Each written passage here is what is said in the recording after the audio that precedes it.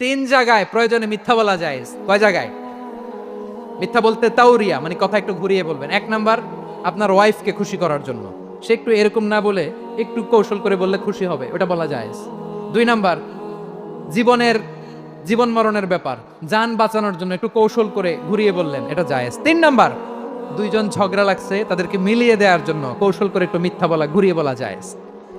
দুইজনের মধ্যে দেখলেন যে সম্পর্ক খারাপ, একজনরে বললেন, ভাই সে তো ওই দিন আপনার ব্যাপারে অনেক প্রশংসা।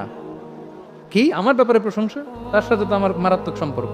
কি বললো? এই বললো আপনি নাকি এই করছেন ওই করছেন, অনেক প্রশংসা। লোকটার মন খুশি হয়ে যাবে তার ব্যাপারে, ঠিক কিনা?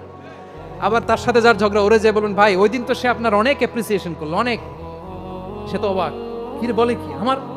এই যে দুইজনের ব্যাপারে দুইজনের একটু ভালো ভালো কথা বলে দিচ্ছেন, একদিন দেখবেন রাস্তা দিয়ে হাঁটার সময় একে অপরকে সালাম দিয়ে ফেলছে, সালাম দিয়ে বুকে জড়ায় ধরছে, আছে না নেই?